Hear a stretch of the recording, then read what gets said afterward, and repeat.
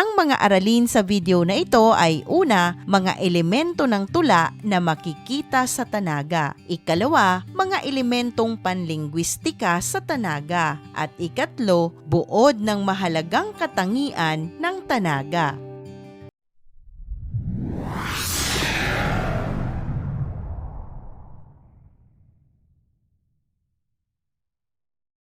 Dumako na tayo sa unang bahagi ng ating aralin. Ano-ano nga ba ang mga elemento ng tula na makikita sa tanaga? Isa-isahin natin. Muling tandaan, ito ay buhat sa pangangalap lamang sa internet. Kung nais mo ng mas komprehensibo at karagdagang kaalaman pa, maaari kang gumamit ng mas mainam para sa iyo na reference. Unang elemento, sukat. Isa sa pinakamahalagang elemento ng isang tula. Sa tanaga, ang bawat taludtod ay may sukat na 7 pantig. Mahigpit na sinusunod ito upang mapanatili ang estruktura at anyo. Ikalawa, tugma. Tumutukoy ito sa pagkakatulad ng huling tunog ng bawat taludtod. Sa tanaga, nililikha ang himig at bigkas na madaling tandaan. Ikatlo, talinghaga. Figures of speech sa Ingles, tayutay naman sa Filipino, tulad ng metapora, personifikasyon, simile at pagsasatao. Ito ay nagbibigay ng lalim at mas malawak na kahulugan sa iilang salita. Ika-4, larawang diwa o imagery. Bagaman maiksi, dapat makalikha ng malinaw na larawan sa isipan ang tanaga. Ginagamit ang tiyak at konkretong imahen. Ika-5, damdamin. Ito ay pagpapahayag ng emosyon kahit sa limitadong salita. Sa tanaga, maaaring pag-ibig, pag-asa, pagdaramdam, paghanga o pagninilay. Ika-6, tema, karaniwang umiikot sa kalikasan, moralidad, pag-ibig, pagsasabuhay, kabataan o karunungan ang tema ng tanaga. Kailangang ito ay malinaw kahit maiksi ang pahayag. Ika-7, mensahe o aral o diwa. Ito ang isa sa pinakamahalagang nilalaman dapat ng tanaga. Kailangang may iniiwang pagninilay o aha moment sa mambabasa. Sa ikalawang bahagi ng ating aralin, ano naman ang mga elementong panglingwistika sa tanaga? Sabay-sabay nating basahin at unawain ang nakalap na tala mula sa internet.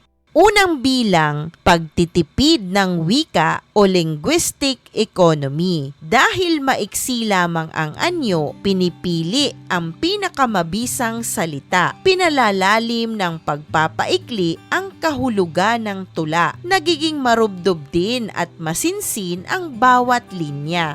Ikalawa, denotasyon at konotasyon. Ang denotasyon, ito ang tahasang kahulugan ng salita. Ang konotasyon ay pahiwatig o mas malalim na kahulugan ng salita o pahayag. Kadalasan, ang tanaga ay kononatibo upang mapayaman ang interpretasyon.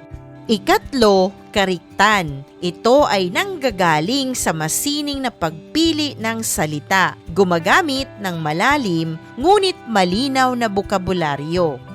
Ika-4, diksyon, pagpili ng salita. Kailangang simple ngunit makahulugan ang mga salita. Pinakaakma para sa tula dahil maikli lamang ang sukat ng tanaga. Ika-5, wastong gamit ng tayutay. Narito ang karaniwang tayutay na ginagamit sa paglikha ng tanaga. Una, metapora, tuwirang paghahambing. Ikalawa, simile, gumagamit ng mga salita na pagtutulad, halimbawa gaya ng, tulad ng. Ikatlo, personifikasyon. Ito ay nagbibigay buhay sa isang bagay. Ika-4, pagtutulad at pagpapalit tawag. Ika-5, pagtanggi. Ika-6, istruktura ng taludtod at paghahati ng kaisipan. Dapat na may kaugnayan sa kabuoang diwa ng tanaga ang bawat taludtod at walang linya ang nasasayang. Ang huling taludtod ay madalas naglalaman ng pabiglaang aral o punchline. Sa panghuling bahagi ng ating aralin, tunghayan natin at unawain ang susunod na slide dahil narito ang buod ng mahalagang katangian ng tanaga. Upang iyong mas matandaan ang tanaga, narito ang katangian at katumbas na paglalarawan. Unang katangian, 7 ang sukat ng bawat taludtod. Mahigpit itong sinusunod. Ikalawa, ang tanaga ay mayroong 4 na taludtod lamang, maiksi ngunit buo. Ikatlo, tugmaan. Karaniwang A ang tugma sa tanaga. Ikaapat, masining na talinghaga, kaya marami itong simbolismo. Ikalima, may larawang diwa, kailangang may malinaw na imahen. Ikaanim, may mensahe o aral. Sa tanaga, nasa huli at diwa ito. Ikapito, matipid sa wika, kaya naman mahigpit ang tanaga sa pagpili ng salita.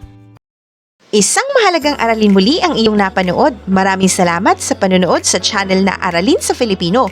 Huwag mag-atubiling mag-comment ng inyong tanong, suggestions o paglilinaw ukol sa aralin. Munting kahilingan sa iyong kaibigan, paki-like, share and subscribe para updated ka sa mga susunod pang bagong video ng Aralin mo sa Filipino.